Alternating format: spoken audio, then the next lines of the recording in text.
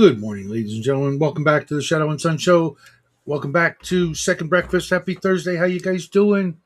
I finally was able to get the boy off to school this morning without too much difficulty. He was still kind of, grouchy and not wanting to go, but it's like, hey, Thursday, Friday, you get the weekend off. You've been home straight in bed for, the better part of 5 days. Come on, get your ass out of school.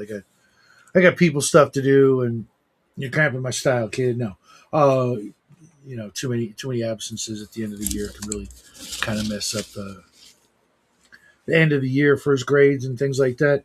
Let's see what we got going on over here. Anybody in chat? No, it's just me, just little old me. You saw the big project I'm starting, even though I've got some more things coming in the mail, some more terrain and things like that. And had a comment in the comment section for this morning's video saying, F Dungeons and Lasers, F Dwarven Forge, and all that other expensive freaking capitalist, overpriced crap. I was like, hey, we got our start because of Dungeons and Lasers. Our very first video was an unboxing of their phenomenal stuff. And if you look up there carefully, you can see crap tons of boxes of Legos and other expensive crap. And our first 20 videos were mostly craft videos where we made all kinds of stuff. But you know what? All of that homemade stuff has one absolute horrible, tragic flaw. It's never, with one exception, as sturdy as professionally factory made, even painted or unpainted, regardless.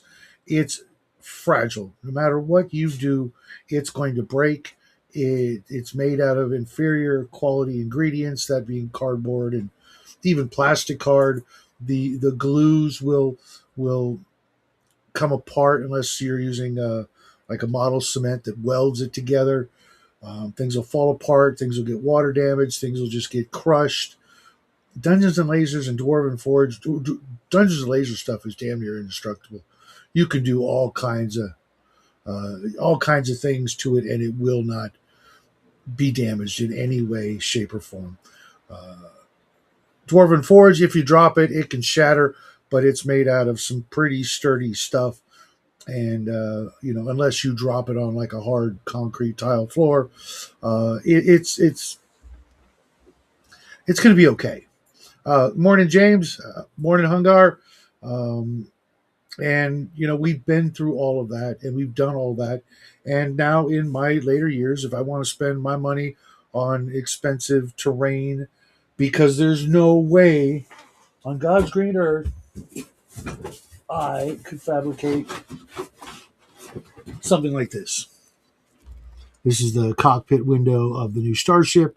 There's no way, without going back to college and spending the next 4 to 6 years learning how to do this, maybe even just 2 years. What's wrong? No. I just got a comment this morning, someone not liking the expensive terrain that I pick up for me and the boy with my hard-earned retirement funds and the money that I've earned doing various things. We play Theater of the Mind. Most of my RPGs online are Theater of the Mind. I don't break out the camera yet to show off the minis like other people do. I don't, do any of that. I can. Okay. I can do it all when it comes to gaming, and if I choose to, highlight and show off some amazing stuff, uh, there's people out there that like it. There's people out there that don't. You know, that's how we roll. We check out cool stuff and we play with cool stuff, and you know, it was just kind of weird. Some of the language the guy used was kind of suspicious, and I'm like, yeah, we did that, but we're doing this because we can. And to be honest, with Jackie and his friends, they're younger gamers. They don't know what it's like to use, old felt scraps for forests and dry erase boards and things like that. They could be playing video games, and you don't see any really crappy video games with crappy graphics really, being popular right now. Kids could, they could go out and watch a movie, go to a concert, they could go, get into trouble. They could, like I said, play video games. So getting them into this hobby, we felt it best to get and use the most immersive terrain and special effects and doodads to get them as immersed as possible. Mind you, there's the group's half boys, half girls, and everybody when they come to the table and Jackie starts unveiling the fog of war and showing them where they're at and what's going on. Their eyes are just they're nobody's blinking. They're just like staring at this stuff they've never seen before, and their idea of what this hobby is and can be is far more visual for those who are completely new to the idea of role playing and whatnot. So it's nothing but a good thing for us and for them. They absolutely are just blown away when they see the stuff we put on the table, and they're never going to forget it. And every game they ever play with anybody else is going to be based on this first experience. And you know a little selfish, but we want Jackie's game to be the game that they measure and compare every other game they're ever in to. If that makes us bad people, you won't hear us complaining. Hey James, how you doing, buddy? I was just listening to you, and no, that does not make you bad people that you want to excel at what you're doing. That makes you true Americans. Americans should always try to be the best at whatever we try to be. Well, the guy was kind of coming off like a little bit, communist Marxist. Maybe I read it wrong, um, but it just seemed like hey, if you don't like it, cool, but start saying fuck this, fuck that. I'm just like, whoa, whoa, whoa, whoa, dude. Save your coins. Get a couple of pieces here and there. That's how I had to start. I started getting back into the hobby with one heritage lead miniature skeleton, and I slowly built up my collection over the course of 20 years to where I am now. I was literally flat broke, homeless, and just trying to make it day to day. And if I can do it, anybody can do it. And James L says, DM James, I appreciate you. Um, well, Well, we I appreciate appreciate you, you too, James L. Joe. You're one of my favorite imaginary people. Exactly, James L. Kids are more sophisticated now, where I have nostalgia for aquarium plants and felt. Don't get me wrong, I'm working on getting some aquarium plants. The felt, not so much, but like I was thinking about it. We've made some really cool terrain, and going through the garage and repacking everything, I had to throw some of it out. I'm gonna throw some of it out because it's just not gonna last. We made, I don't know if you guys remember, we made this giant, like 4 foot long sea serpent out of nothing but paper and googly eyes, right? And it looks freaking amazing. You put it on the table, in some rowboats, and the characters are like, oh no, we got to fight this giant Loch Ness sea monster. It looks freaking awesome. But you know what? If it gets wet, it's going in the dumpster. If it catches on fire, there's no putting it out. It's just whoosh, right? With something like this 3D printed cockpit, if it catches fire, the whole house is going down. It's not. I could take my lighter if I had one, and hold it to it, and it would take like minutes for it to even ignite. You know what I mean? If I drop it in water and leave it there for a week, it's still, I think, going to be 3D printed plastic. You know, uh, I tried pulling these clips out with pliers. I don't know if you can see that, and I couldn't pull this out. It just mangled the plastic, and I was using, damn near all my strength to get it out. I still can't get it out. I'm gonna have to Dremel it out. But this stuff is sturdy. It's professional. I mean, look at these angles. Do you think a schlep like me could pull that off with cardboard and plastic card? Yeah, now what you do is they probably didn't send it to you, but you the next time you buy some Reaper miniatures or something, Mm. you use the clear plastic to put the windows in. That's what I was thinking, or just any packaged product. Yeah, You know, anything that comes with some thin clear plastic. and use the original windows as templates. You know, and that attitude, does that go for for miniatures? Should I just have sculpted this myself? You know, should I never Good buy attitude. miniatures because they're not handmade? I mean, we've made miniatures out of Fimo and green stuff. We're not that good at it. Just You're you way know, too freaking hardcore for me because Hungar can tell you the whole time we played like AD&D all the way up to the end of 3.5. We were so broke we were using pennies, and we would just take like a permanent marker and number a bunch of pennies, you know, one through whatever. And then the players had pennies that they put the initials of the player character's name on. we did the same thing in the beginning. You know, Yeah, for years we didn't even know. I mean, I knew miniatures existed because I was I knew they a existed. I miniature. just couldn't buy them myself. Yeah, but you know, I got my start at a miniature hobby store, if you will. I still remember to this day the exact first miniature I ever bought. It was a Viking with a metal spear rod that fit through his hand, and you glued the tip on the end. If I ever see it, I will get it and frame it in a special box and go, you know. But you know, The only way I got miniatures as a kid is if I did chores. My dad would take me to the comic shop every week and would buy me $10 worth of Baltec figures. I've told you that story, which is why I always went for the light mechs because they were like 450, hmm whereas like an Atlas was like 999.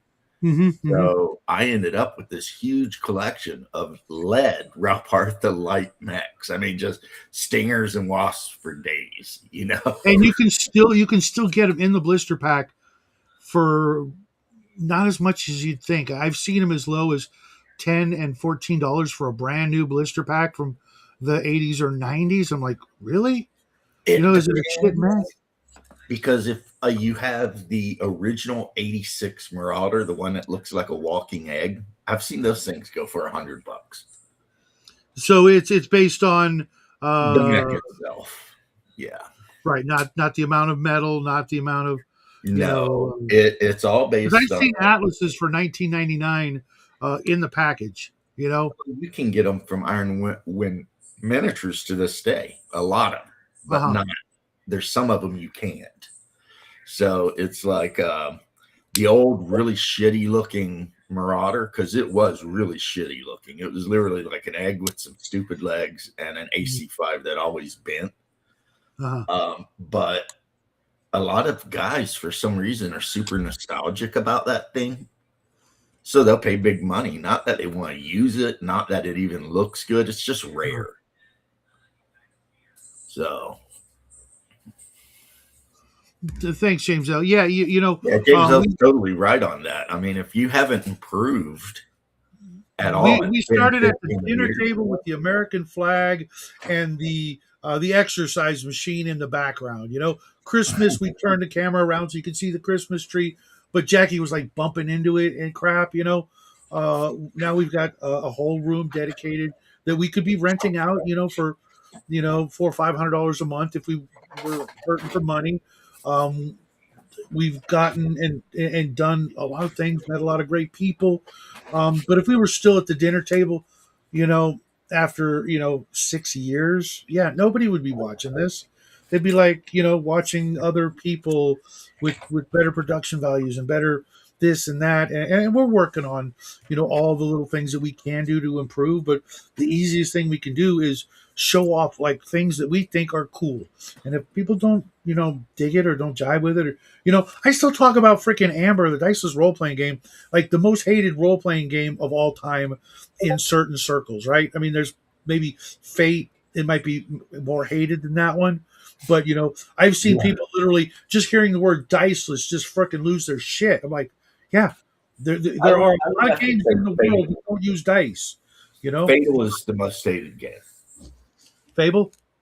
Fatal. Oh, Fatal. I know it started with an F, but I Yeah.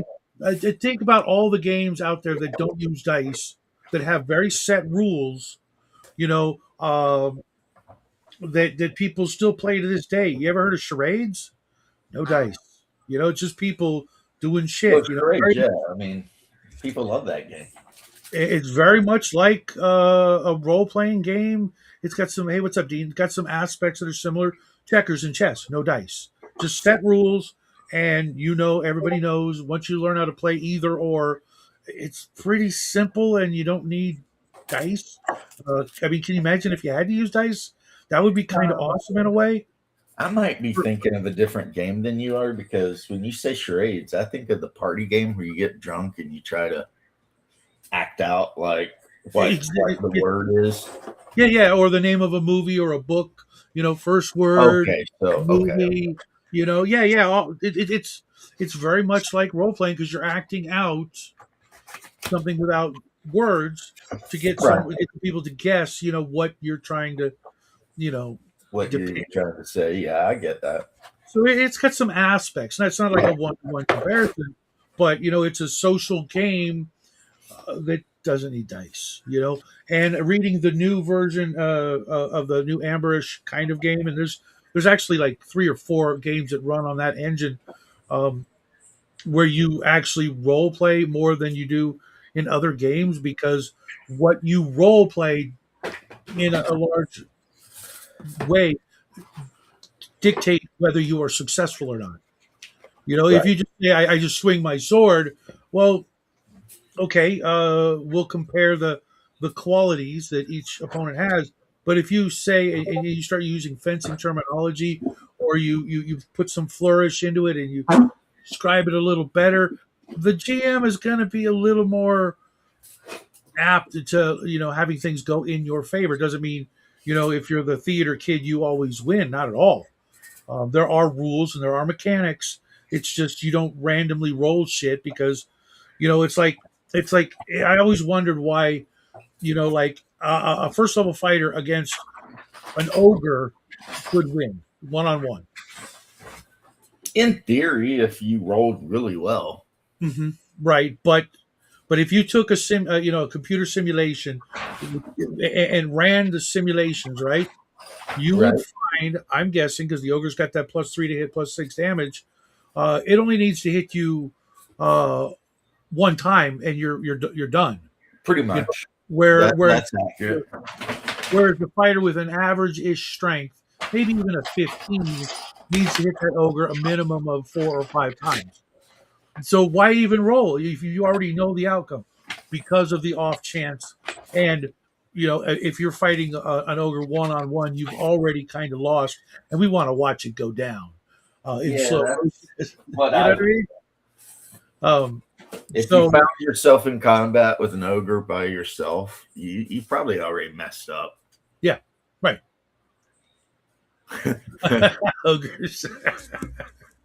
I was I reading don't today. remember the video you made, Bo, and good morning. I think I might have missed some other Bo comment. is painting some minis.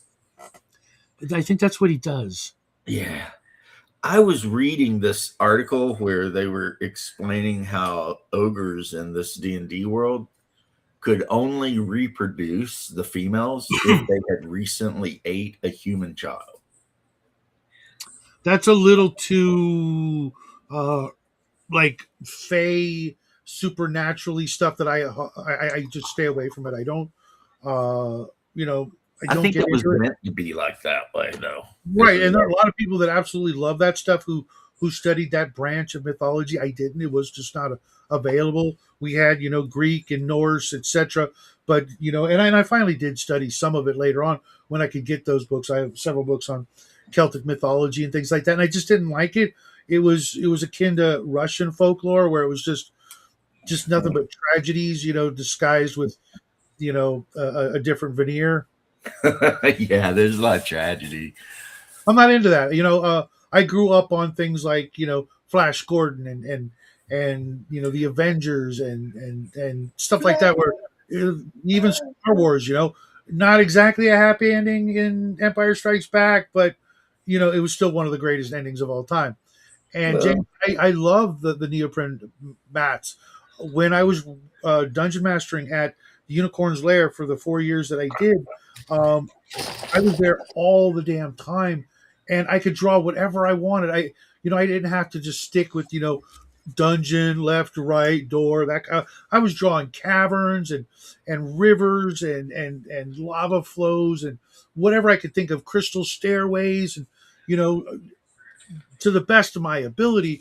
And some of those were some of the best games I ever ran because I didn't I didn't have a budget. You know what I mean? I could imagine whatever scenery, Dagobah, Hoth, the Fortress of Solitude, whatever, and just try to draw it and describe it. And the players are like, oh, awesome. Um, but with some of the stuff that now have access to, and if I put it on a neoprene mat as well, like this thing's badass. This thing was like 50 pieces. But if I just drew a couple of circles on the neoprene board and went, there's this janky looking metal what's it's with ladders, you can go up top and hide out in different locations. It's not the same, right? I mean, kind this of thing, looks like a Warhammer 40K thing.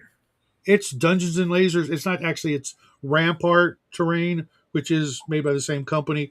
But Mm. like, see the dome? Yeah, it's really You cool. see that X?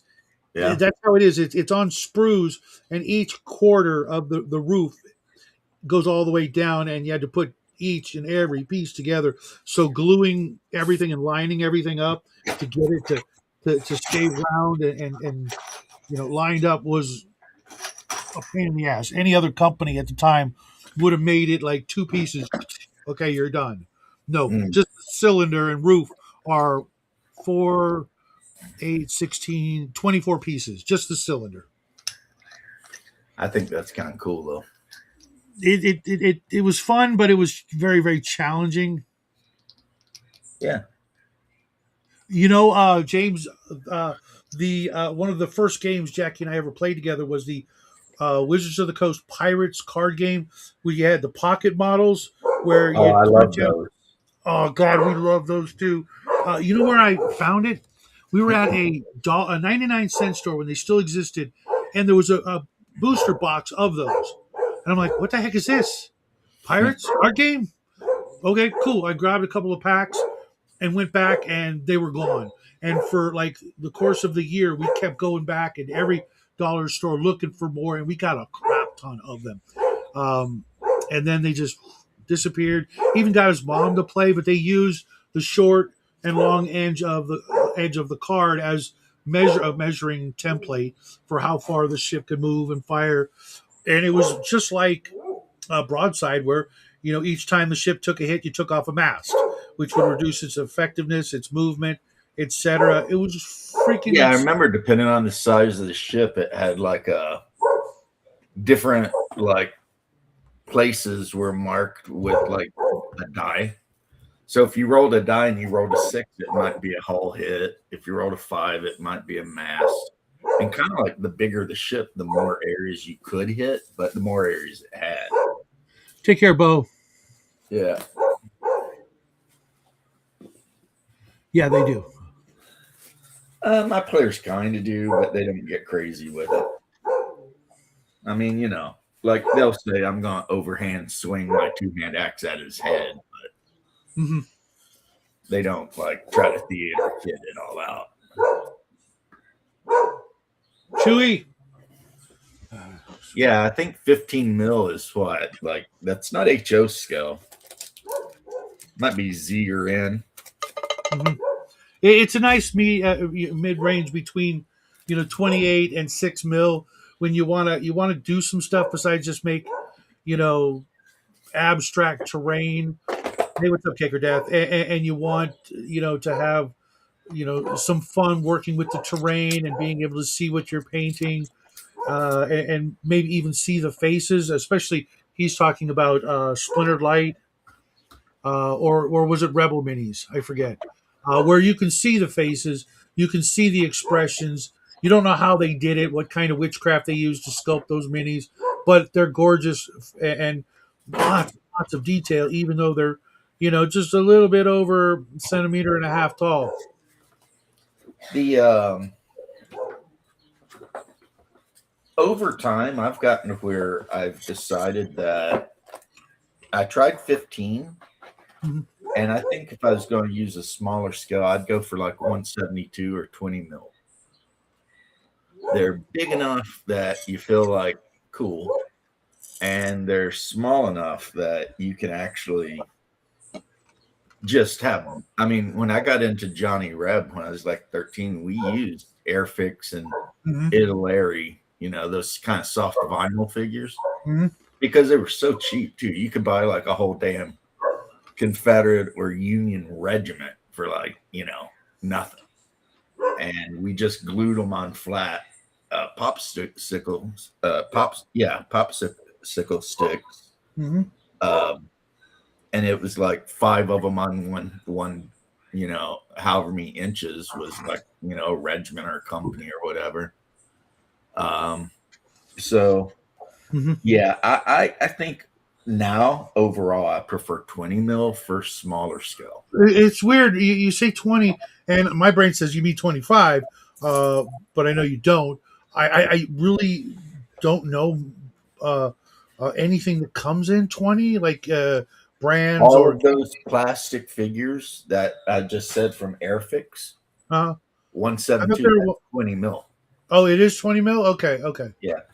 okay. Because So I for had the tons of those. longest James time, and I were talking about those. I've got I'm pretty sure it's a 25 mil capsule in my laundry room that I'm going to give away because it's so small that I'm never going to use it. I bought it for 25/28, and it's too small, but it's gorgeous. It's made by a pretty well known miniature model game company, but I can't remember what it is. But I put together the ladder. Is the first step is like a ladder, and I'm like, F this, man. I'm out. And I would have nowhere to store it. Once I put it together, it would just be like, a big freaking thing that you got to treat like with kid gloves, or it's going to break and crack because it's yeah. you know it, it's Like it, if you it's see what James L's saying there, that he's talking about the Italeri. uh Uh, you can, if you go through Airfix, Italeri, there's like four companies, and they uh basically make the same thing. You get like a box, hmm and it's kind of like the size of a War Games Atlantic box or whatever. And so 176, okay.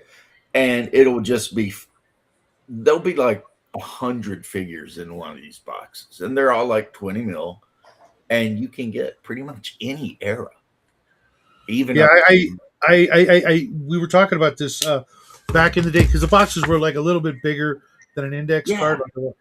and I mean, I you had had a lot of repeats, but whatever. I mean, you're playing. there was at the original Brookhurst Hobbies, not the newer one, the one that was actually on Brookhurst Way. Um, they had a wall of Aerofix. I mean, like as big as a 10 foot easy, wide wall, 8 feet high or whatever. Just nothing but Aerofix. And my dad, he grabbed like the Marines, landing on Iwo Jima and the Japs and a bunch of other WW2 stuff, And of course, I picked the Apollo moon landing, Robin Hood, So he's like, well, how do you have a war with the moon landing? I don't know. Robin Hood and his merry men get teleported. He's like, shut up, not into that at all. But we did play, some made up games with, the Marines landing on Iwo Jima because it had the little rafts and the pontoon boats and all kinds of cool little stuff.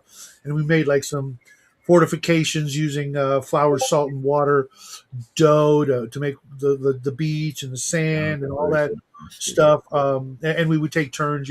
Okay, now you play the Marines. And I collected,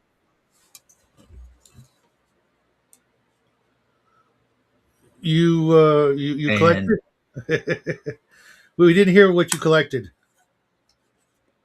action issues. Yeah,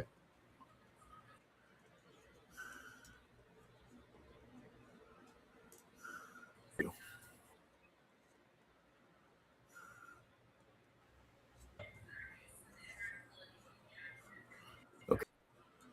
that's weird. We can hear the weird.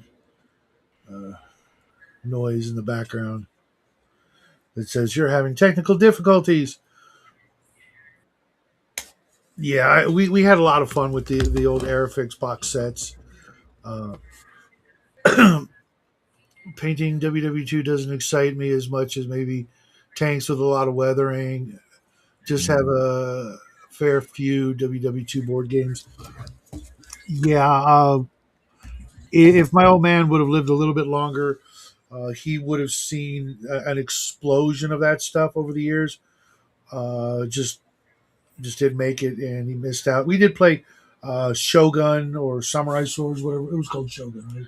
Yeah, back in the day, and we did play, like I said, Broadside and some other games like that. What's up, George? Yeah. We missed out, but When I I did. played with that stuff, it was like I said, a very it was American Civil War, World War II, and Vietnam. And the only reason I bought the Italy Vietnam figures, which I had NVA, bought the Viet Cong set, and then U.S. Army and Marines, is Uh-huh. because I was playing Recon. And back then, the only Vietnam War figures you could really find were Italy. Now there's like Rubicon, and they make everything in 28 mil. And because my buddy, who sometimes comes on chat with me, Big Rob, Uh-huh. he was the GM, and we were playing Advanced Recon, me and Hunger and some guys. And so I bought those miniatures and actually painted them up in black pajamas and whatever. And Mm-hmm. we used them in games. You know what I mean? Mm-hmm. Which was I don't think we ever played like an actual war game, but man, we used the hell out of those figures for our recon games, and you could get It's funny 172 scale M113s for like nothing. Like when all of the Jackie was Vietnam War first tanks were dirt cheap, when Jackie was first starting to look at my books, my game books. right? Uh, the one he gravitated to literally the most of all my Palladium books, because those are the ones he could get to, was the Recon book. He would open that book and stare at the pictures of the helicopters and the gear and the dudes, etc. I mean, he was like 3, 4 years old, so he was really little, before he started, expanding into, other things, of mine, Right.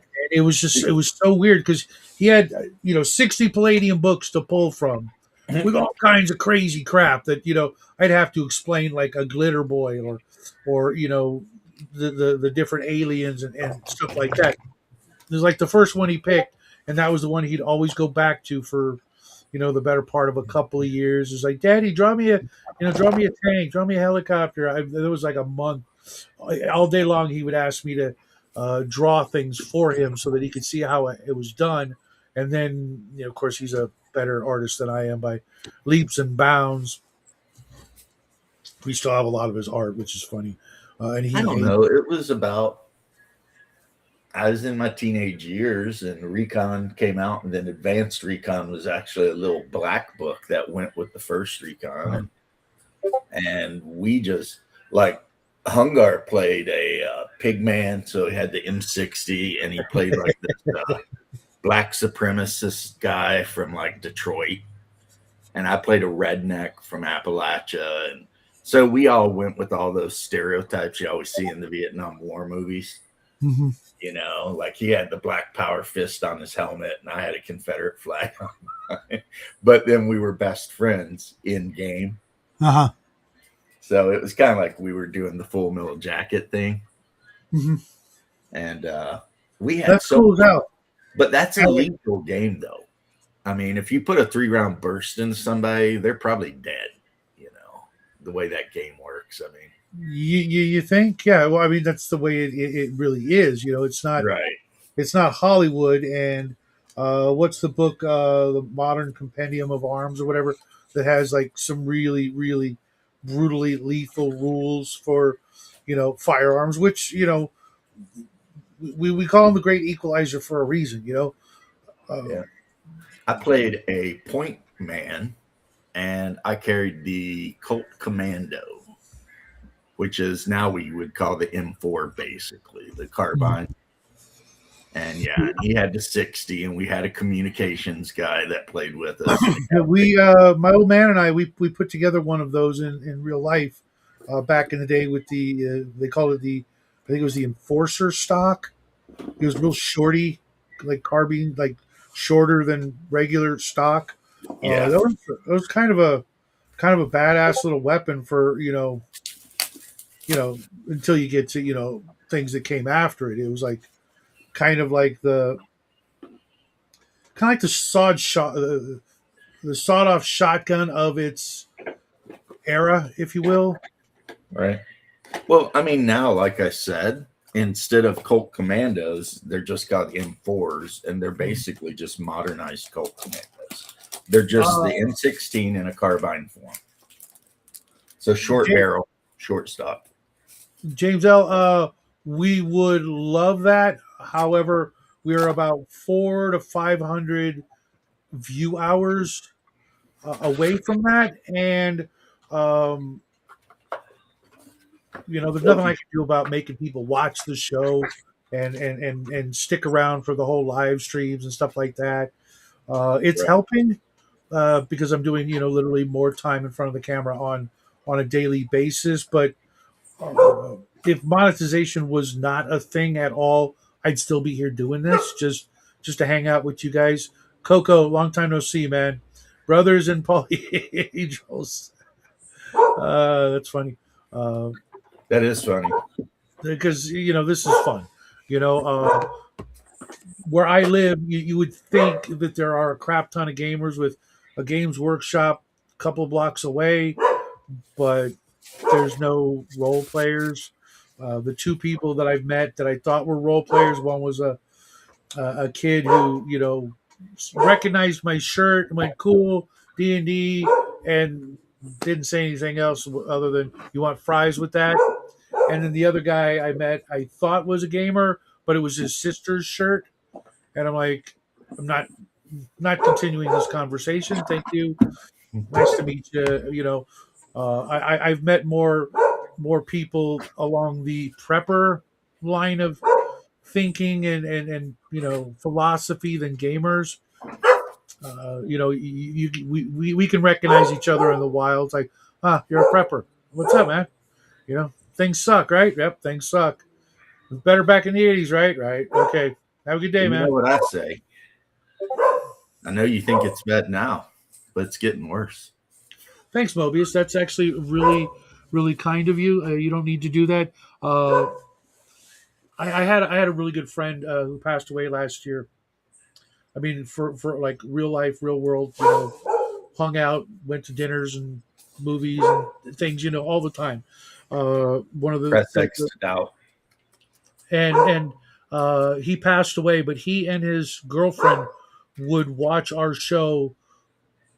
They would just put it on, just to have something on, and his girlfriend, not a gamer, didn't give two shits, but she watched Jackie grow up, and when he passed away, I called because I hadn't heard from my friend in like a month or so, and I'm like, hey man, what's up? His girlfriend answers the phone. I'm like, what the hell, you know?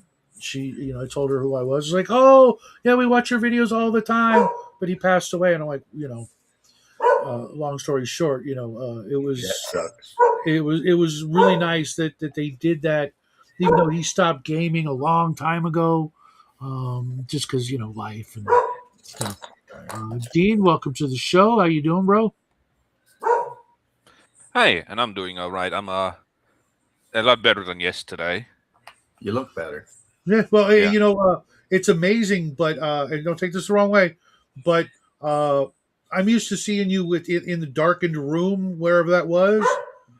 It's the same room. It's just there's this yeah. Omenaun went on out. Omenaun described where like I am compared to New York, and we are hitting what do you call it, middle or late spring. So there is actually sun past 5 a.m. p.m. I Okay, mean, PM. yeah, the sun Well, actually went it down makes like you look healthier. It makes you look a lot healthier. Yeah. And stuff. I So also like that. Yeah, my beard looks better too. yeah, less gray. Is that what you're trying to say? I mean, it's still gray hair in the middle. I just mean like the texture looks better. Oh, okay. All right, cool. Cool. But yeah, It does make you look younger and healthier. So yeah, when the weather changes, maybe just get a light, put it over there, and trick us. yeah. Because yeah, it made you look kind of sinister and kind of dour. You know. Oh yeah, I also have like I wouldn't say issue, but my what do you call it? Face does default down to relaxation, which sometimes makes me look like I'm frowning if I didn't have the beard. It's actually kind of funny because I have had once I shaved one time, a friend like walked through not in this place, but like and like when I lived somewhere else through the living room, like, dude, what are you reading? You look like you're angry. And that was just my relaxing. Yeah, Yeah, we call it here, but only if it's a woman. We call it resting bitch face. Women who, when they're not doing something, they just look pissed. It's just like, yeah, yeah. what's with that resting bitch face over here? yeah. We get a lot of that where I live. Going out, maybe it's because most of the people I see are at Walmart, which is weird because like I know Walmart does a bunch of shit that I shouldn't like, etc. But if it wasn't for them, my grocery bill would be twice as high, and I'd be half my weight because I wouldn't be able to afford shit out here. It's Yeah. crazy. But there are people at my Walmart that recognize me, say hi, I say hi back, or vice versa. You know, um, life's what you make of it, and uh, I haven't had any lemonade in a long time. Just saying. Life is like a box of chocolate. It gets weird if you accidentally get the one with whiskey inside. The only place I've ever been where anyone there was like, "Hey, I know you," is our local sports bar. Because one of the waiters there is like a hardcore nerd. Now I don't know if he likes me though, but he does know me. Yeah, I only have that happen at like small restaurant not store restaurant, small food places. Right. And then you're like wondering, am I coming here too often, or do they actually just know how names work, unlike me? No, the guy knew me as DM James. Ah, So, and then invited me to join his guild on EverQuest. And I was like, no. Yeah, that's one of the problems I also have is Jackie forbids me to tell his friends and people like his age and at school and parents, etc., about our channel. Can you imagine how much more popular our channel would be if he hadn't felt that way through middle school and high school? At a high school that has a Dungeons and Dragons club, that had a Warhammer 40K club. You know what I'm saying? Yeah, maybe. But he's like embarrassed, doesn't want certain things and people to treat him a certain way, wants to do everything on his own and not be my sidekick. And I'm like, dude, just wait like a couple more years and it'll just be your show. You know what I mean? I'll be uh, playing a harp somewhere, and you can just do whatever you want with the show. Just don't erase any of the videos. Save them for your kids. You'll thank me later. At first you won't, but then you will. Just Mm. you're an example of a great day. That's fucked up. It's funny as hell, but it's fucked up. I know that's the dog, but what's the fucked up part? Well, then it's a dog. Ah, okay. I And don't it's know. We you're a had that Great Dane, discussion and about dogs yesterday, didn't we, Shadow? yeah, we did. Yeah, I make it a point every day to watch at least a couple of like cute dog kind of videos. No cats. Fuck those things. I hate them. Um, but as many cute funny dog videos, and it's amazing. Between that and watching the Venture Brothers, I don't get as many laughs as I used to. Uh, Kids today are under a bit more scrutiny. Yeah, we have in some cases you could say they're under some scrutiny. I don't know about you guys, but me and James, yeah, as long as we got home by the time the street lights were on, they didn't ask any questions. No, You not know, really. other than homework. Did you brush your teeth? Go to bed. Stuff like that. It was, there wasn't a lot of interaction except during like the summertime, and then if the parents were home, we do stuff. But for the most part, they had to work. And we would just pass in the night, or maybe in the morning. Have a good day, love you. Brush your I thought teeth. I was going to fall out of the hobby, James, when I joined the army, and that ended up being completely not true. Oh yeah, there is a two. The second round of Iraq War, so not the one in the 80s, but like the second round of people coming over. Yeah, the later one. Yeah, that was like what do you call it? Apparently a great time if you're playing video games or like tabletop RPGs. Yeah, I ran Middle Earth role playing while we were in Iraq, mainly because it was the easiest game to take because it's only one box and two dice. Yeah. So What game? Middle Earth role playing. Oh, okay. The old Yeah, red we box. never sold that one. Yeah, the old red box, and when we weren't actually on the move or doing something, we'd just sit around the back of the Brad and freaking play games because, like, almost everyone in the army played some role playing game. I played so much Shadowrun when I was at Fort Stewart. It's like become like a part of my ingrained memory now. You know what would be funny but very unrealistic concerning Lord of the Rings?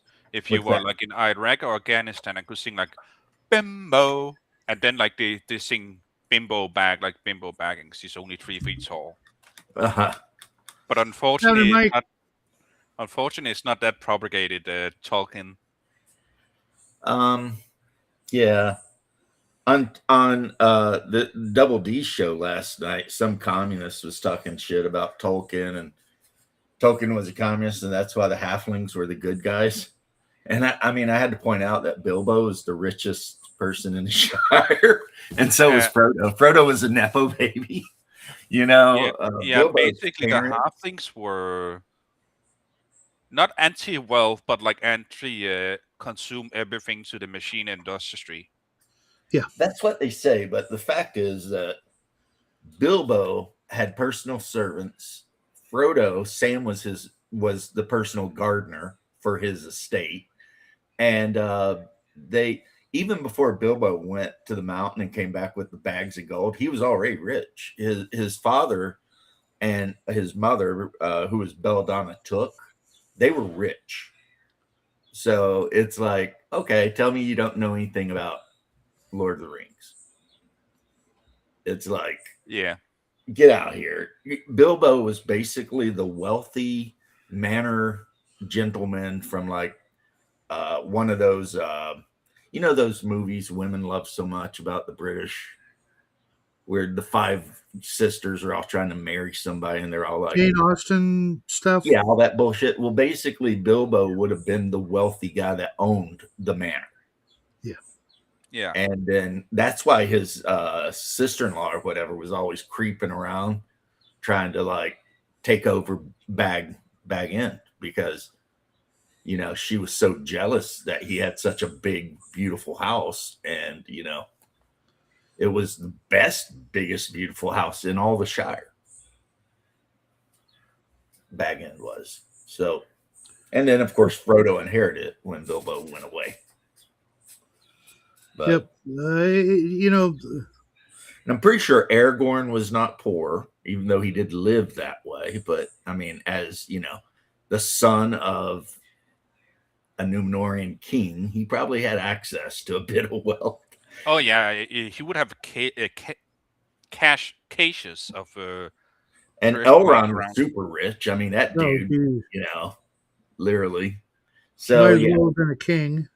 yeah, the guy who was talking the smack, he just did not understand the idea. I mean, I think maybe Lord of the Rings was about the British trying to defeat an industrialized force. It could have. I mean, Tolkien always said it had nothing to do with his experience in World War One and stuff, but I have a hard time believing that because fighting in the Battle of the Somme and shit like that's going to stay with you forever. So yeah. I mean, my favorite joke about Tolkien is like he was this close to putting the orcs in tanks. Right. The Well, I orcs mean, are blitzkrieging through Rohirrim. There was that sort of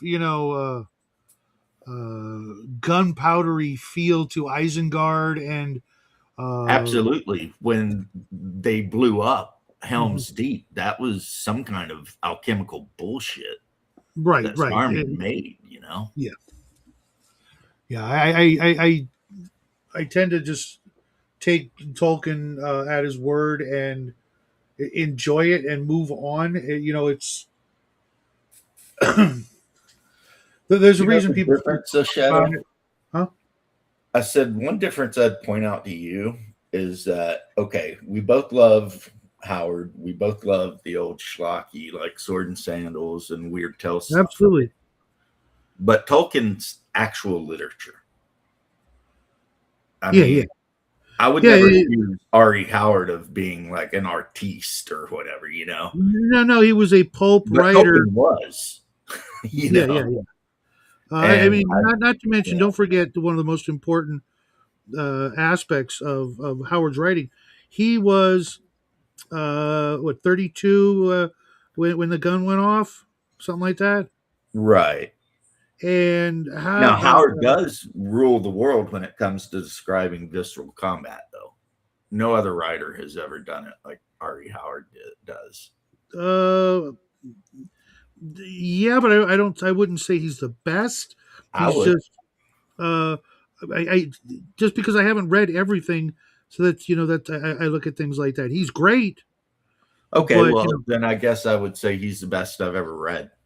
That makes more sense. I don't like super set in stone statements like that just because I don't know. I hope that you're right that he was, because I like him so much. But if I came across somebody else, I want to think that I would be unbiased enough to say, what, so and so was better for whatever reasons. But I think I don't think Howard was on the earth long enough to have gotten the education that Tolkien had, Oh, and definitely not. and so that there are things, there's some, like, in the Gnome Press books, as written, there are some sentences that are like, yeah, that's not right. It works, but it's not right. You know what I mean? Whereas Tolkien, it was like too much about perfect. it. You know what I mean? Point, you're just thinking way too much about it.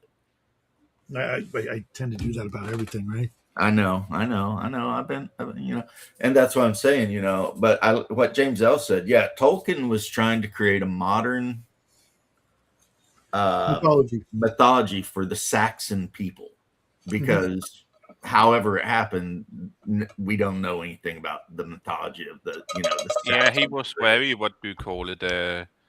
Not Saturn, but a similar English word. What do you call it? That the English didn't have a mythology like the Norse, because, right? So that's because of the French and the Vikings.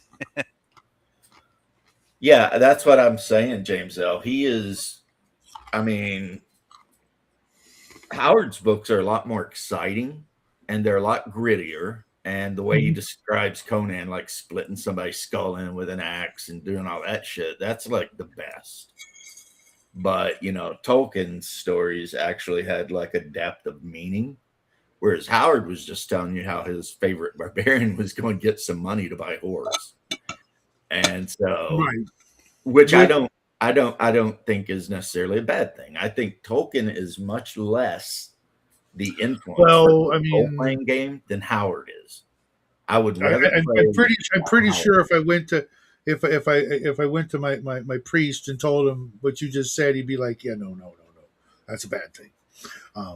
Well, you know what? I know what you mean. It's an imaginary thing. So if I went to my priest, he'd be like, "Yeah, it's all right. I mean, if you're just Yeah, but if I imagine, doing some bad things to real people, isn't that bad? um, I would say yes, in that there's a couple of lines in there where it says, "If you think it, you did it," and at the same time, I would say, but the good news is, I mean, you can repent and try not to do So it so anymore. like those weirdos who think about doing bad things to Wilma Flintstone and Bugs Bunny and drag, that's What okay or not okay? Because what they're are not going to you be. even talking about at this point? Okay, let's move topic. C.S. Lewis, what's your opinion? I like him. I like them a lot. I will admit I grew up more with C.S. Lewis than what do you call it, than Tolkien, so I'm biased towards him. Mhm. But Right. I didn't even start with The Lion, Witch, and the Wardrobe. I started like with the book that came before. Okay, technically it wasn't released first, but like the book that takes place before that one, where you follow the uncle when he was a child, where he Right. meets the witch originally Right. in that dying world. Yeah, Mhm. C.S. Lewis was really good, and I think C.S. Lewis, if I remember reading about it, was originally kind of an atheist, and then he had lots of conversations with Tolkien and Yeah. Mhm. converted to Catholicism. No, he became watched the English Church. Right. So Anglican. Yeah. Tolkien was So apparently a little disappointed he didn't, what do you call it, become Catholic, but it was good enough. well, it was like yeah, there's a whole set of stories you can read that are actual like true stories where I guess Tolkien and C.S. Lewis were part of a writing club, and they used to Mhm. walk around Oxford all the time talking about like deep subjects. And like, Tolkien was asked once by Pastor if orcs could be redeemed, and he went through the whole myriad of possible conclusions and then finally ended with, I Mhm. guess, because he didn't want when he created the orc, it was supposed to be like basically a demon in the Mhm. flesh, right? Just a Yeah. totally evil thing.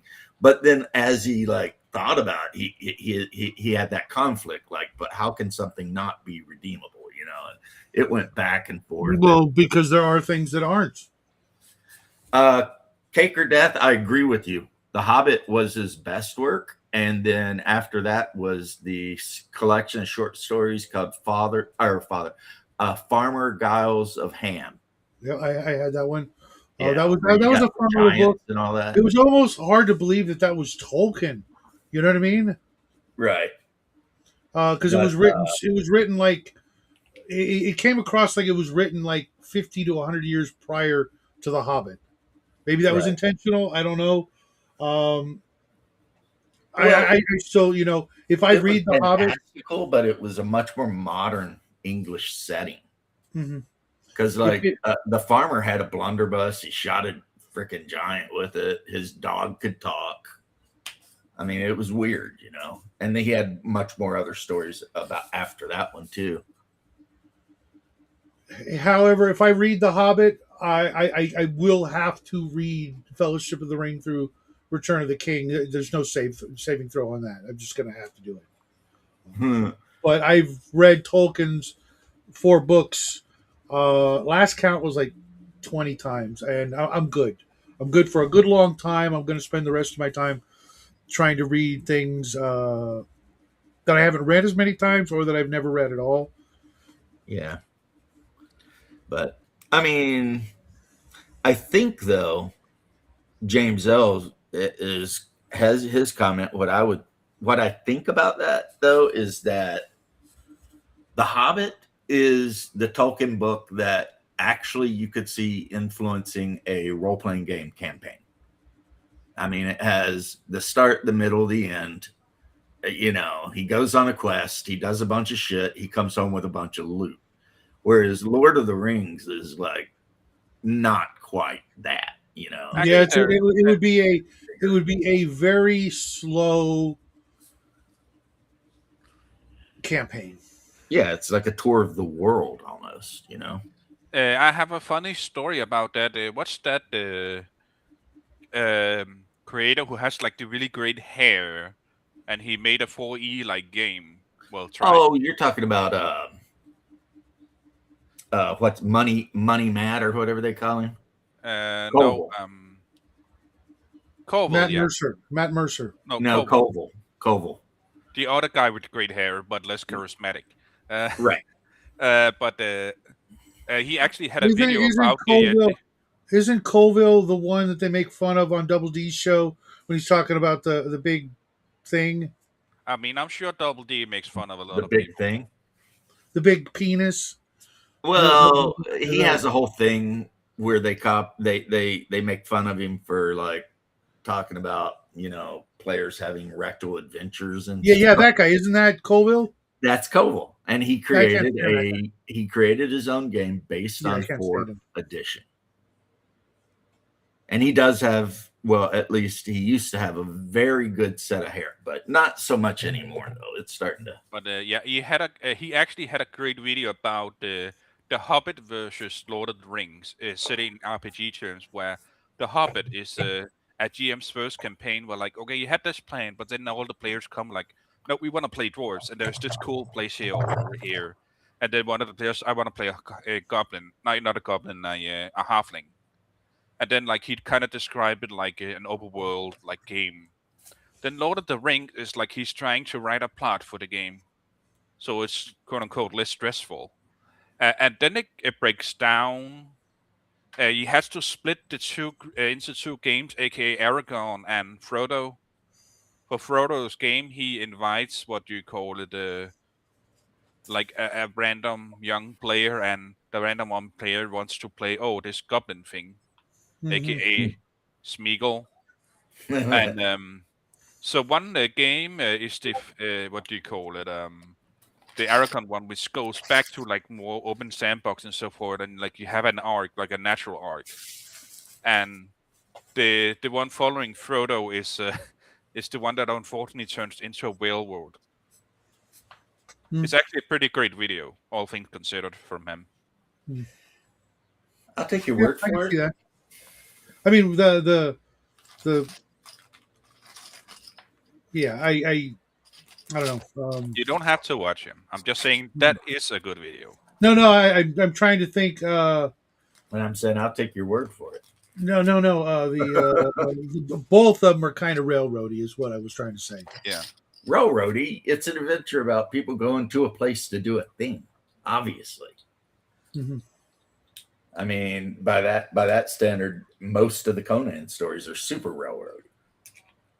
Well, there's only one character, so I wouldn't call it railroady as I don't more. know if that's true. I mean, there was multiple characters when he was Ballet. There were multiple characters. Yeah, but I don't think. I mean, what Balit was played by the player's girlfriend, and then they broke up. So the DM, okay, I'll kill her for you.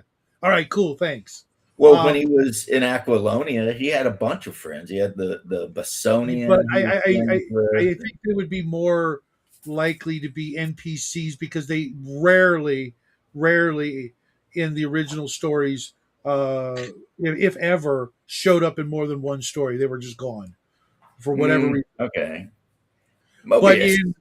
But what I was going to Have a say, great day, Mobius. Yeah. Take care, Mobius, and thanks for the offer.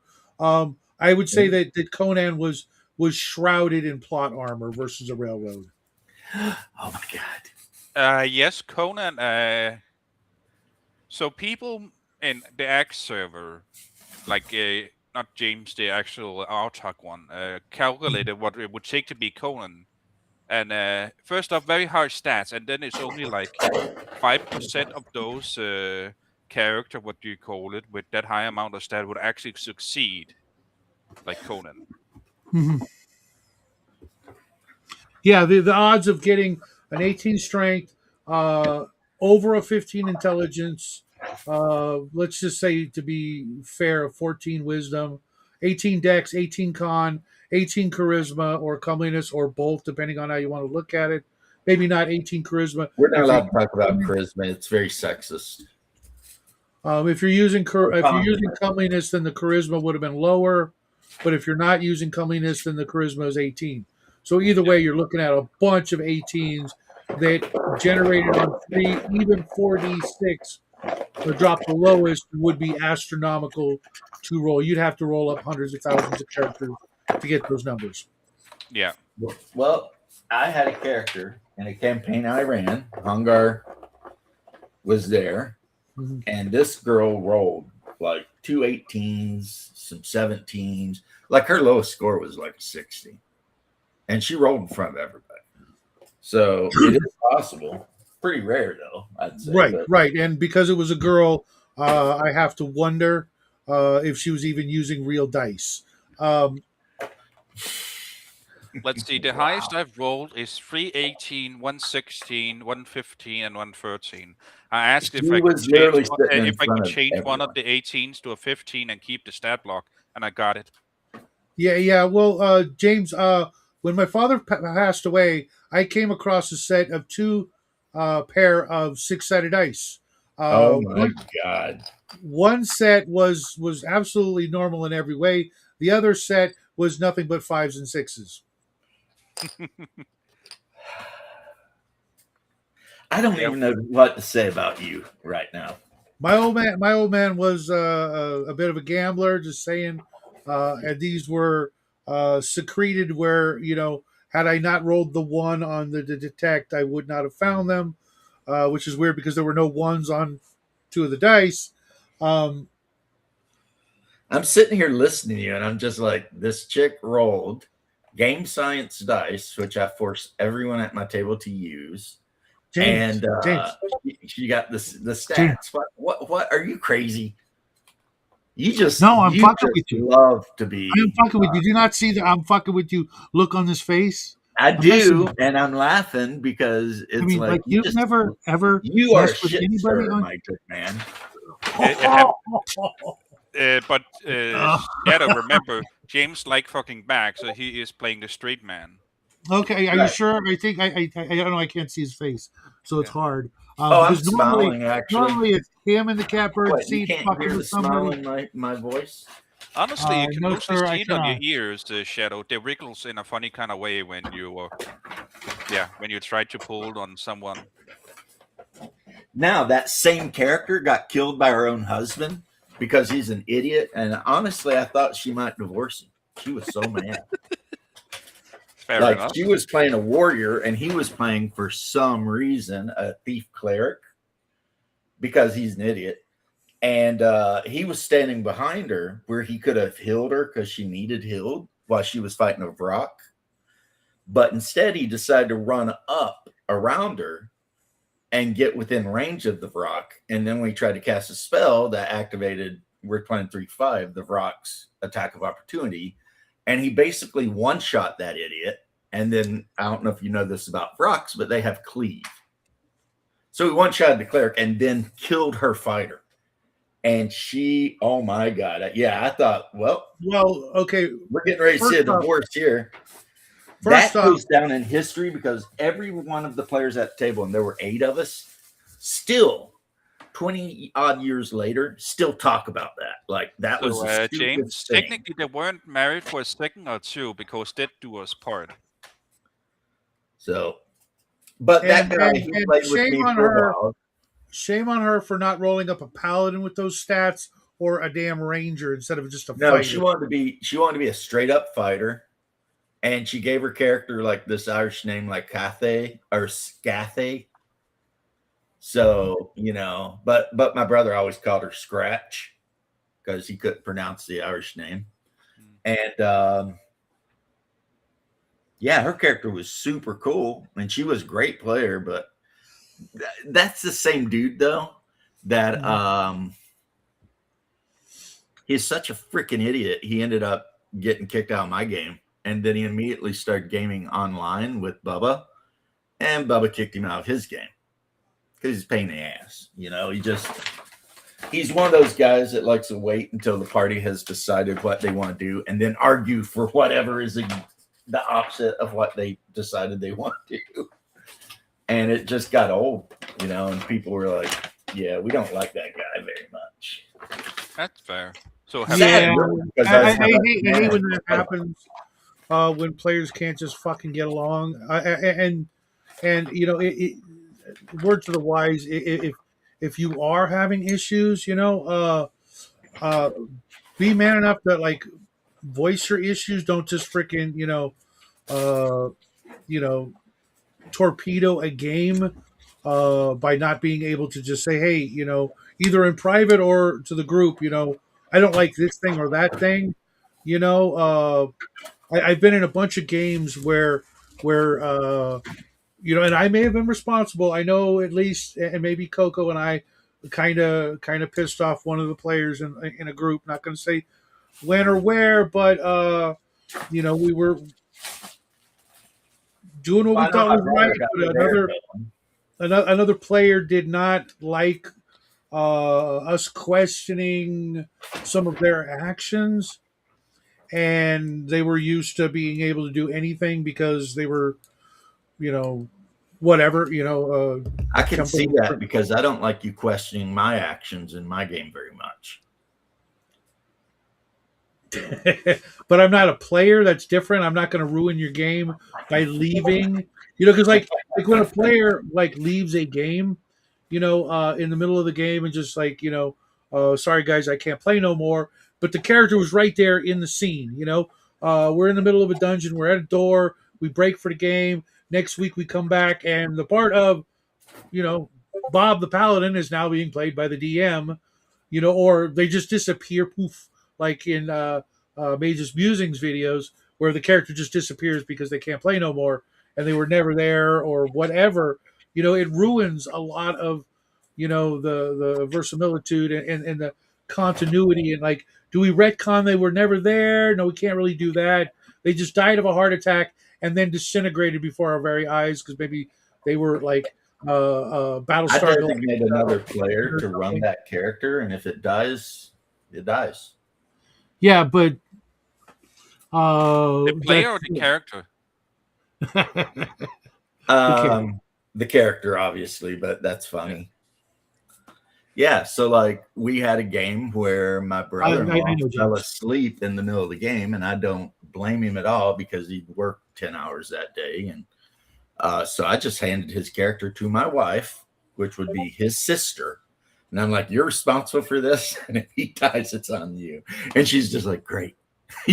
but the game must go on, right? Yeah. Mhm. Well, not always. Sometimes I've been in situations where no, that literally one thing or another, ends the game right then and there.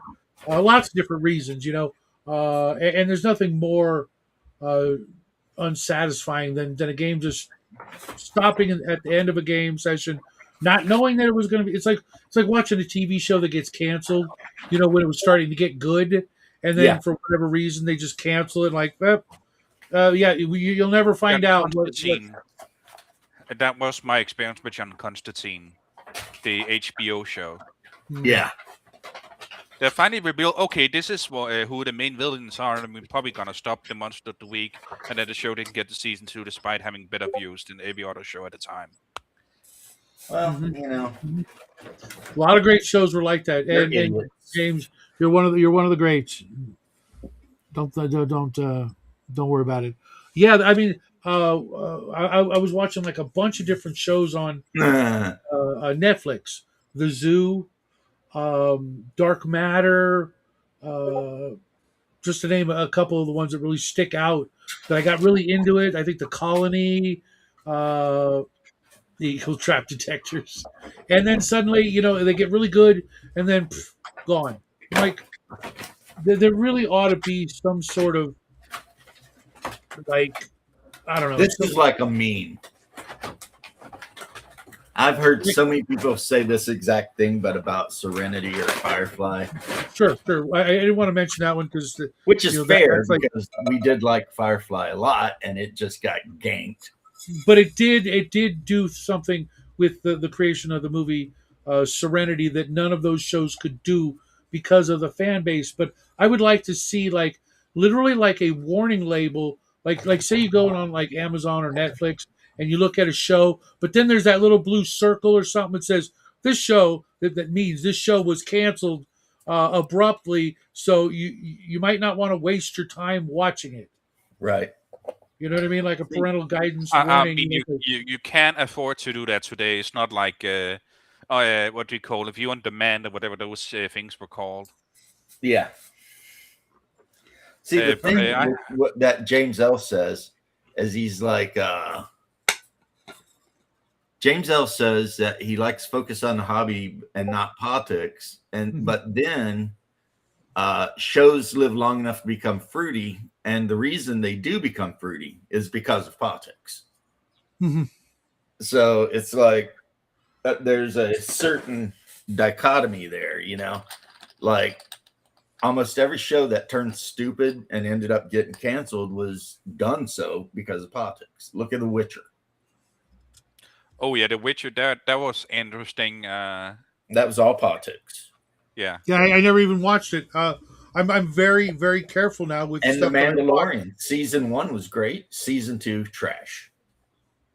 And the Whereas new like one that come out, The Mandalorian and Grogu or whatever, crashed because politics. So if people would do what James L says and leave the politics out of the stories, they'd probably still be great. But they don't. They're idiots. So know. I have a question that nice cake. I brought That's up fucking earlier. hysterical. Have any of you played or read the Dragonlance module? No. Yes. Okay.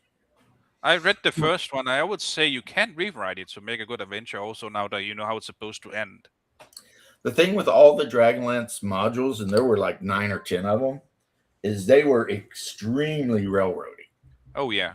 But the reason for it was obviously because you were trying to replay, like, you know, the freaking war between the Draconians. You know, it's kind of weird that you guys brought that up because there's a whole bunch of IPs, you know, game universes that have turned into game universes that I'm like, everybody says, well, you can just play this era or that era, but when it comes to Dragonlance, it's like, nope, you kind of can't do that, or it never works. Blame the fans. Yeah, Dragonlance is basically just the fans because nothing stops you from doing your own thing or making an alternate universe. Well, there wouldn't be an alternate universe; it would be your universe. But you know what I mean. Right. Uh-huh. And that's also like. So I know it would be too much work to rewrite the books. Also, Yeah. but like they're good framework at least. Like, and then now you can also like knowing what's come later decide how. And not so much what the end goal is, but where you want the funnel to be. So to speak. Yeah, what Xiao's talking about is like one of the hardest things when you want to run like a game set in the Middle Earth setting. Or here's another good example, a very popular game, but I could never, you know, and I owned almost everything for it, was the Elric or Stormbringer games, because once you know how it ends, it's like, what's the fucking point? Doesn't matter, you know, we're all going to die, and all of our accomplishments are going to literally be like in one of those cartoons where the artist is interacting with the character, you know, like Woody Woodpecker or Bugs Bunny, and you can see the hand doing the drawing. The entire world of Elric, up to Stormbringer, gets erased, and there's nothing but white. Like Elric is standing on a whiteboard talking to his sword at the end of the book. You know what I mean? Yeah, I would Everything has been question what disintegrated. you said about that ever being popular. You're the one that talked me into reading the Elric book, and I was just like, wow, that was a waste of freaking time. I will say now I know why he's called Moorcock. Yeah, Moorcock is trash. It was insanely popular during the 80s and 90s, and he wrote a crap ton more after I stopped reading him. And all that. Yeah, and you know, it wasn't my cup of tea. I owned it when I got to Stormbringer, and I've read the whole series twice to see if I had changed my opinions, and I still pretty much kind of. There was some really fun stuff in there. I'm not going to lie. You know, it gave us Black Razor. It gave us a lot of really cool monsters and bad guys, etc. But then the end came, and I was like, I fucking hate this. I hate this ending. I hate. I mean, I get it. I totally do get it. And but I don't want to. and that's why I don't like the alignment system that was put into AD&D, and why I prefer the alignment system in Hyperborean or basically any other game. I was having a discussion with Bo, and I prefer the more morality based alignments like Palladium and the Red Room, where it's about good and evil, not what you can get away with, and not be called evil by saying I'm lawful or I'm chaotic, but I'm not evil. But yet, the actions that you've committed say otherwise. Because regardless of what a government or a church or whatever says, there are some absolute actions that are evil. If you do X, you are evil. Period. There's no excuse ever. Right? Yeah, you're pretty much right. There are some definite objectively evil things. And justifying that I'm doing it for this cause or that cause. No. If you do, I'm not going to say any of the things because they'll get the videos taken down. If you do those things, you're evil. Period. There's no. I don't care if the culture or the religion or the government says it's okay. There is a definitive, absolute good and evil. I have a question. Where does eating M&Ms out in a bowl with a spoon rank compared to that? Eating what? Eating M&Ms out of the bowl with a spoon, no milk. No, it's not quite as evil as eating pizza from the middle with a fork and a knife. No, but I'll tell you this though: if you're gonna do that, you got to add some peanut butter to that bowl. You mix up some regular M&Ms, just some regular ones, with like a big spoonful of peanut butter. Your brain will short circuit from the joy and bliss you will find. Yeah. Also, you'll have diabetes. But anyway, I already have that. So, but yes, it's worth it. Trust me. You'll wake up, they'll be sawing a leg off or something. I don't use it anyways. And now we have unlocked another one of Shadow's struggle meals from when he was a teenager. I had ramen last but I ordered the healthy ramen that's got like 1 net carb and like 30 grams of protein. It was pretty good. Spent all of our time reacting to things. Shadow and I are definitely on opposite sides of certain things having to do with my Hyperborea game, obviously. Now, yes, torturing a guy and cutting his ear off and dancing around him is pretty freaking evil. But the problem, Shadow, is does that person do that thing consistently, or is it a one-off? If it's a one-off, he's neutral. He just did an evil thing. No. It's not that. Now, the other one that likes to go to human sacrifices and have orgies in blood, now that's evil. But the character alignment says evil. Let me ask you a question that could clear that up.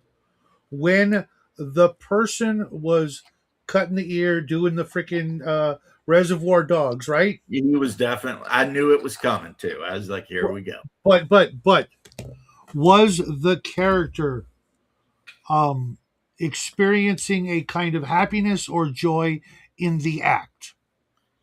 No, I think he's just crazy.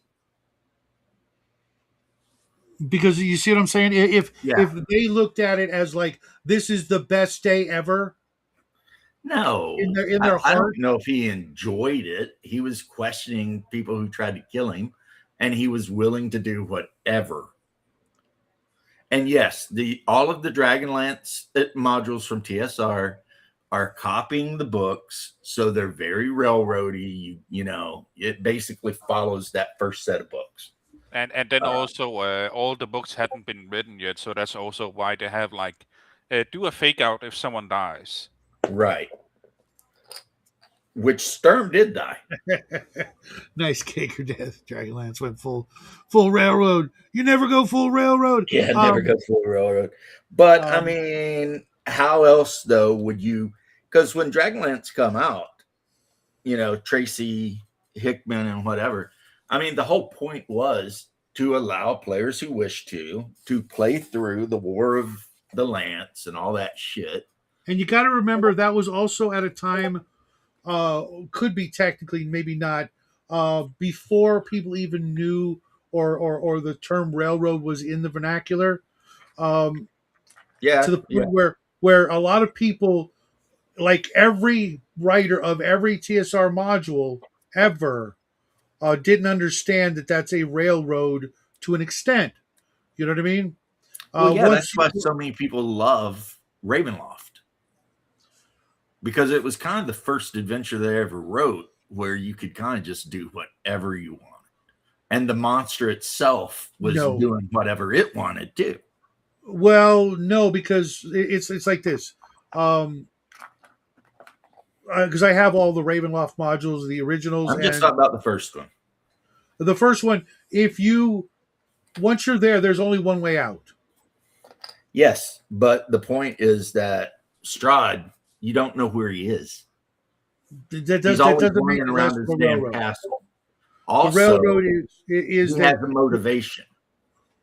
That doesn't change the fact that it's a railroad. The only way there's only one way in and one way out. The DM brings you in, and the DM allows for you the opportunity to actually kill Strahd. Otherwise, there's no way out. Or not. What other way out of Ravenloft is there? No, I said or not. You can kill Strahd and go out, or not. Oh, okay. As in you die and become one of his minions. Or hell.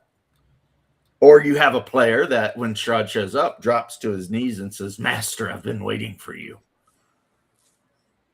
Yeah, that can happen.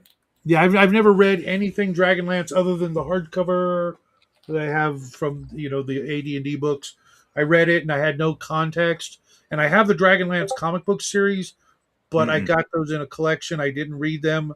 Had no interest. And you need to get the big white cover omnibus, the War of the Twins, War of the Lance, all that, and you would love it. I loved it. It's a great story. It's just not a great adventure campaign.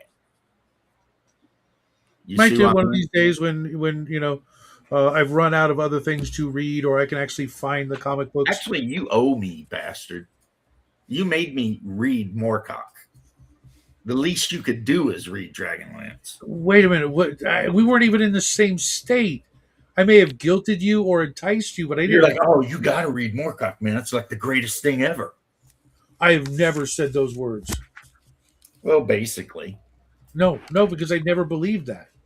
Because this is back when you were doing that. Big fat liar with Appendix N constantly shit. On fire.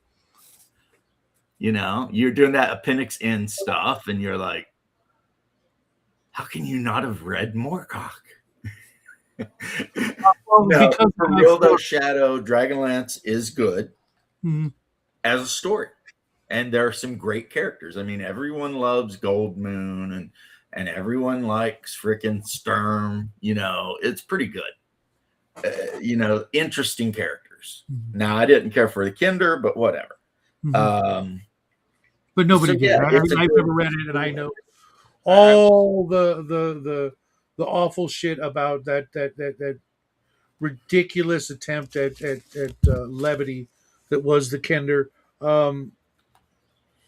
They're basically not halflings, and their problem is that they can't conceive of the idea of property. Yeah, the believe it or not, a lot of the Elric graphic novels and comic books and stuff are actually awesome because of the imagery, because of the crazy situations and the monsters and over the top bad guys, etc. It's just the end, it was the dungeon made out of flesh. Right. He was one of the first people to go full gonzo, let's put it that way, when it comes to writing. And for that reason alone, it's definitely, if you find yourself dungeon mastering in that style, you've come into the gonzo territory, and there's nothing wrong with that. Look at Avenger. He's got a a big following of people who absolutely love that kind of gaming because it goes off the rails instantly, and is not afraid to do things that are often deemed distasteful to the hardcore historical middle age grognards who will not have any of that in their right and proper fantasy role playing game based on Earth and the Middle Ages. Well, He, you he's can't say that about me because the game I'm playing is sword and sandals and it weird has very sorcery. much elements of Gonzo in it, and I find that the more one plays, Well, the more likely they are to dip their toe into the Gonzo pool and try it out. After a certain point, I find right. like the people who played before we could play not going to have it. They're not interested in that. They are the boomers that are still playing. It's like we're going to play our Pendragon and our Tunnels and Trolls and our White Box, and don't you be bringing that Gonzo crazy newfangled new age stuff anywhere near our table mentality versus everybody else is slowly opening up to the idea that yeah, we could have a laser gun in a D&D game, or yeah, we could have Doctor Strange show up in disguise, and we only find out at the end of the adventure, and then he goes back to Earth, and we laugh, everybody laughs, and then we go back to our regularly scheduled game. If he was in disguise, shouldn't they just look up and notice him? Or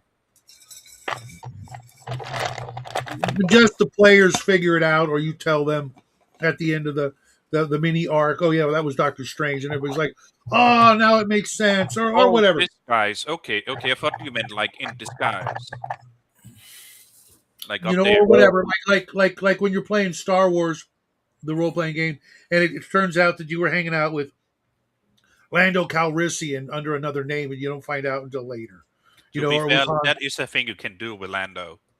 Right. And everybody, nobody's going to get pissed off about it. It's like, oh, okay, cool, that all makes sense. That's or when actually you kind get hired to save a very important rebel soldier and it turns out it's Luke Skywalker. of. Mhm.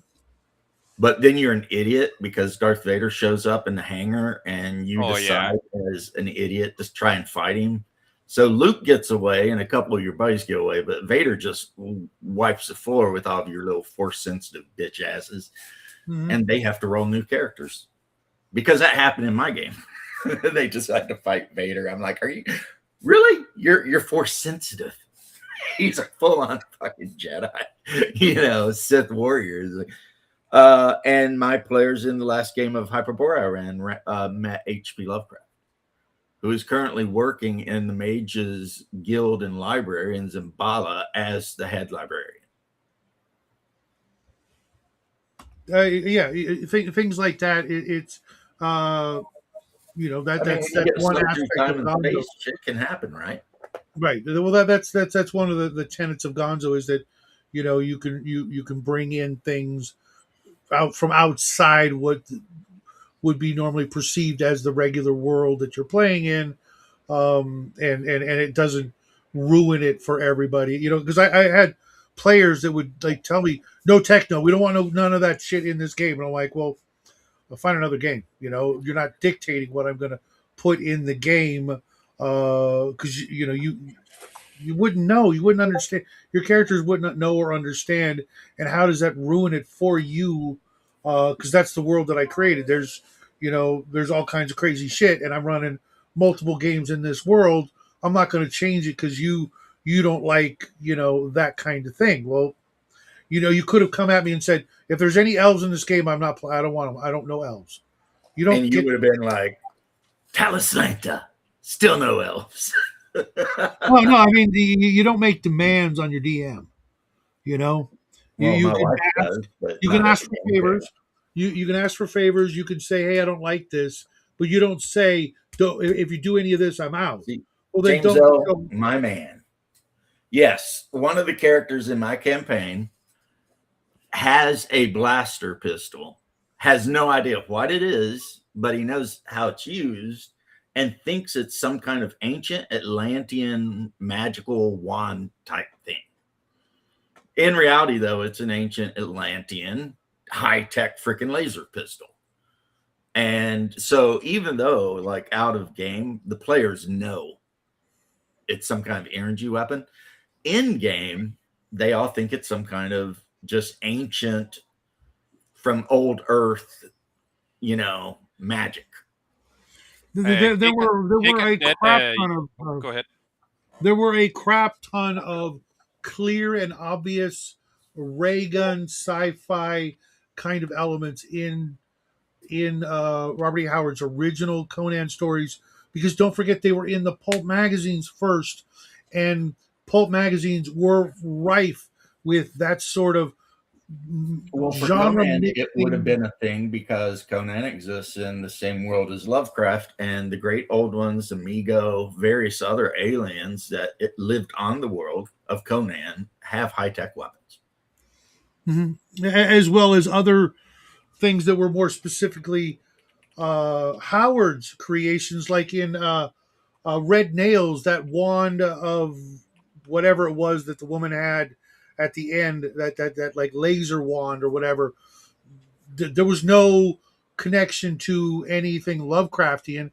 It was just described in a way that, as well as the lighting and some of the switches and things like that, that were clearly pure Robert E. Howard's creations, just to throw a little mystery and See, I'm going to have to call you out on this.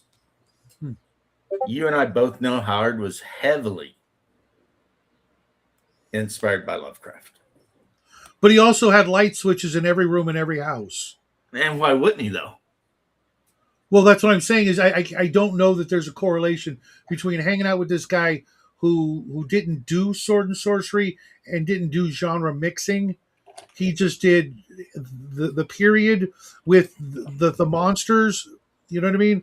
Versus Robert E. Howard was taking futuristic stuff either from a futuristic past or future and throwing them in the past that didn't have these things, so they seemed out of place and thus more magical or more strange and unusual versus that goes along with both of their beliefs, and maybe even my belief that there were earlier high-tech civilizations that had went down in cataclysms. I mean, that's one thing Howard and Lovecraft are both like big on, is like the rise and fall of these civilizations, like what was the one that was ruled over by evil wizards, the Empire of Acheron or something?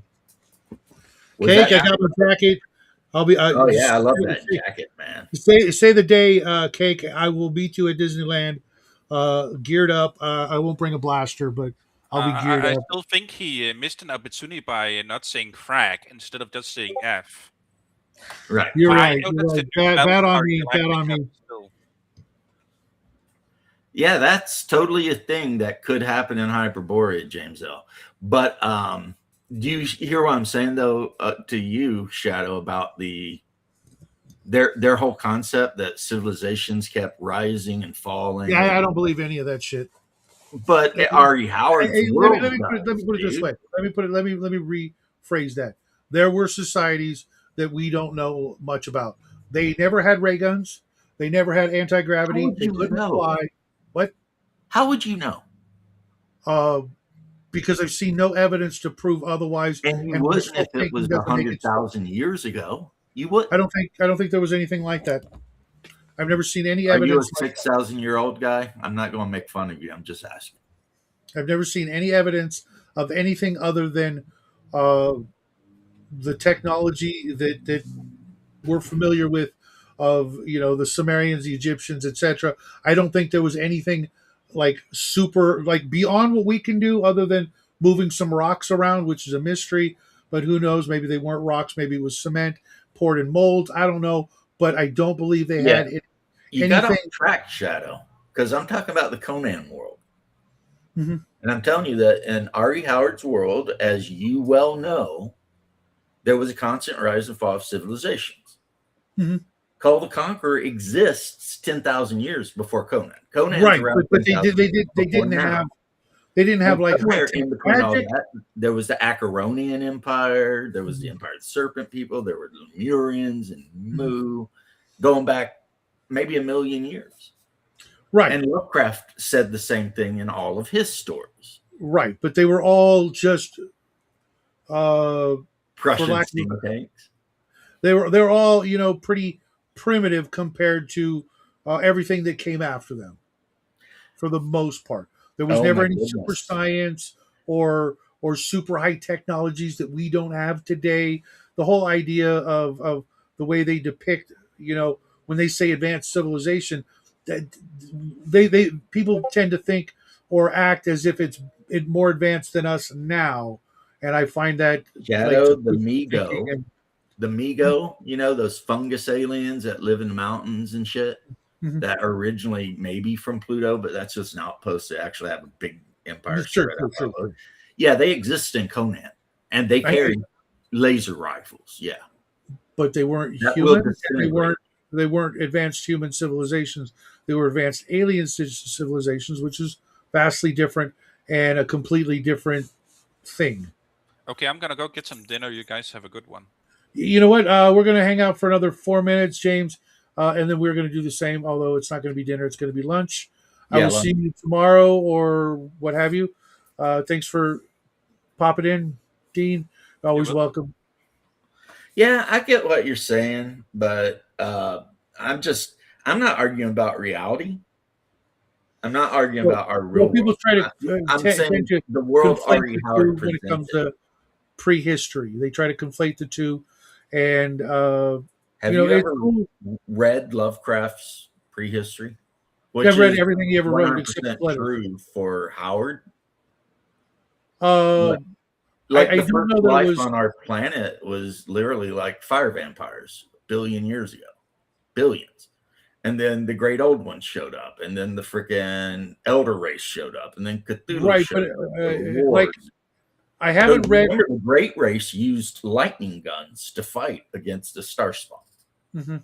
And that would be like 3 billion years ago. Right, but I've never read every one of the letters between Howard and Lovecraft where they discuss the terms of their crossoverness of their stories and where they Well, it's the differ and same change. world. I don't know that to be 100% It's a true. fact. You can look it up. I And see even where, the R.E. Howard stories, R.E. Howard himself mentions the great old ones. but In his that stories. doesn't mean that. Look at it like this way, uh, like Lovecraft's specific world that he's writing about could be an alternate dimension that's almost identical to Howard's, and vice versa. There's so much similar, but there are going to be things that might or might not be identical because they're written by two different people who did not have the advantage of being able to communicate on a daily basis. They had to communicate only through letters, not the telephone, even.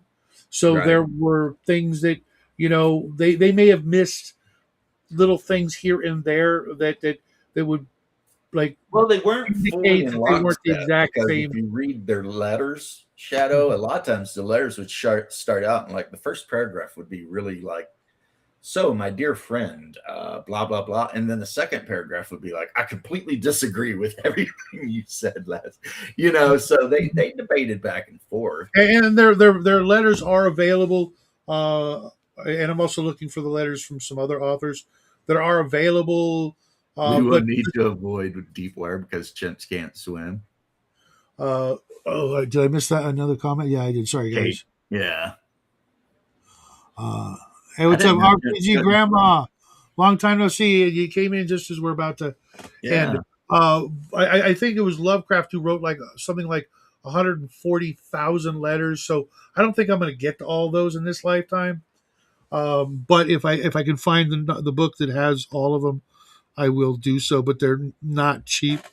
It's weird. The books of letters from authors to authors are sometimes like in the hundreds of dollars for a single volume of these books, Right. and I'm like, yeah, I like your work, but not that much. There's only one person whose letters I would do that. and it's And neither. RPG Grandma, what she says there, 100% fact. There was that period from like the Victorian era up to like World War II. That sounds awesome, James. Yeah, where they were like hunting for Agartha and hunting for whatever the utopia was supposed to be up in Tibet. And the one guy thinks that California is just riddled with tunnels that were built by reptilians or whatever. I mean, that's where the whole flat Earth thing comes from. That I think that was a guy in Florida, literally, that started a cult about that shit. I mean, they believed all kinds of shit.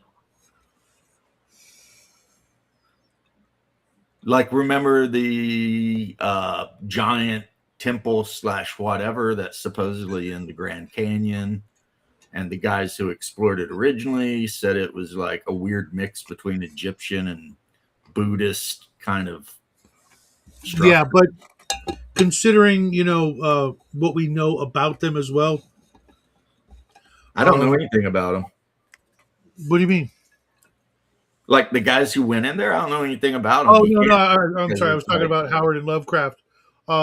They were guilty of some things that I hope to never be guilty of. Like what? Like putting a bullet in my brain. Well, I hope you're never guilty of that either, buddy. I mean, right, right. Well, and being under that shit kind got of dark quick.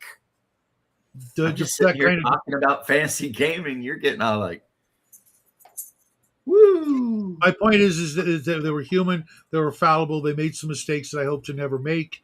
And I don't take them as anything remotely gospel. I admire their work, and it's been at times a big part of my enjoyment phase of life. But I hope to someday be able to have a couple of people say that about me, as opposed to I'll just go read some Lovecraft instead of hanging out with Shadow. That'll be a better time. And yet here I am, listen to you bitch about literally everything I like.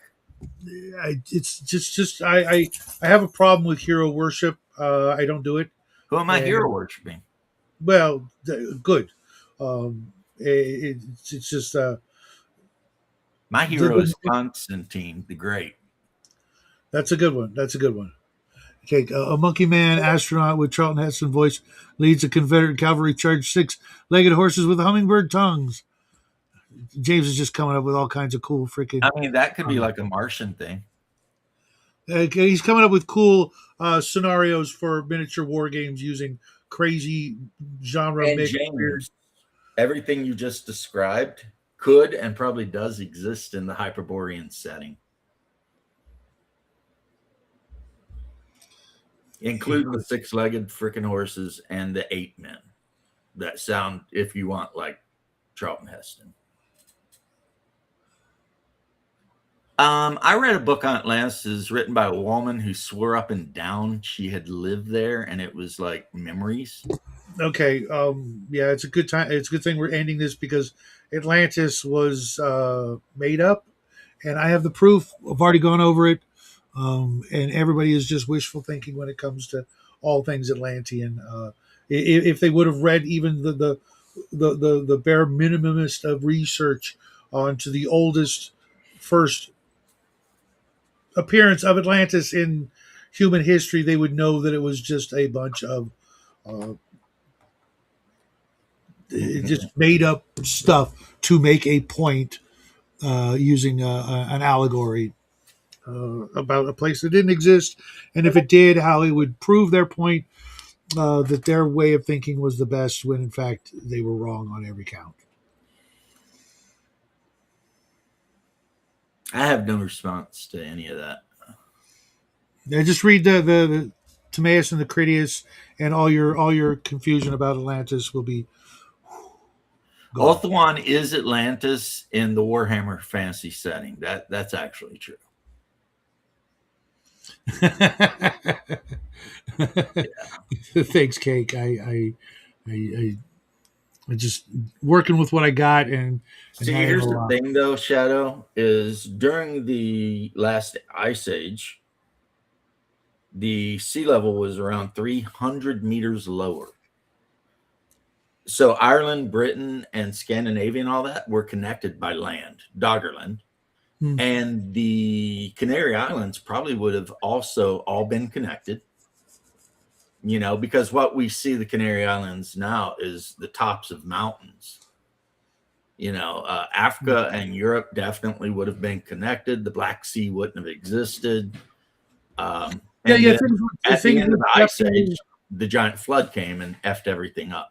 things were definitely different, and there could have been other civilizations, and I don't doubt that. With the stuff they found underwater near Japan and Right. elsewhere, not a problem. But Atlantis specifically was made up, and it's provable that it was made up. I don't think it's provable, but It is. Um, I went and proved it. I read Plato's original account of what Atlantis was, etc. And you could read the highest technology they had were chariots, and the highest weapon, okay. I see what you're saying now. I was like, what? I mean, and the most advanced weaponry was the sling and the spear, and the sling and the javelin. And they were still using, mind you, in Atlantis time, they were still using triremes and the other boat that the Greeks and the Athenians were using. But 10,000 years prior in Atlantis, this advanced civilization, they were still using the exact same things that were common to Athens and Greece. That just that's not very advanced in my opinion. Nor is it any sort of like the idea that in 10,000 years they couldn't make any advancements beyond what was currently available. Hmm. It's yeah, it was just anyways. It's it's a long thing. I did a whole month on it because I was curious. Now, Mu and Lemuria and places like that, that's different. Totally different places, totally different names, totally different possibilities. Which I may do a deep dive into them, but well, is probably north of Anatolia. absolutely, Grandma, there are. And what those were, we don't know, but we can rest safely and assuredly that they were neither more advanced than Earth is now, nor were they um, uh, Atlantis. Only a Sith speaks with such certainty. Isn't that what like Yoda said? Only a Sith speaks like that. Something like absolutes or something like that. Yeah. I'm okay with that. Um, I'm okay with that. Why don't you in this? I was just gonna give the folks in the chat. The is human. James L. That's witty. He's the funniest guy I know. Atlantis Plato version is normal Mediterranean type culture. Could be culture before the Greeks. Yeah, who knows? I mean, like that one island there blew up. We know that, and the Mycenaeans, their whole civilization was wiped out by like a gigantic typhoon or whatever, tsunami, because some volcano blew up and it sent a tsunami that wiped out the entire civilization there. No Gnosticism. Let's not get into craziness now. All right, folks, you guys have a great rest of your afternoon, evening, etc. It's Thursday. What am I doing? Absolutely nothing. You will see a video tomorrow and the live stream. I'm going to go set up my airbrush station so I can start working on that Giganto starship. I'm painting a wizard, and he's going to be wearing orange with purple stripes. Okay, that's cool. This is the Reaper miniature Hyborian wizard. Okay.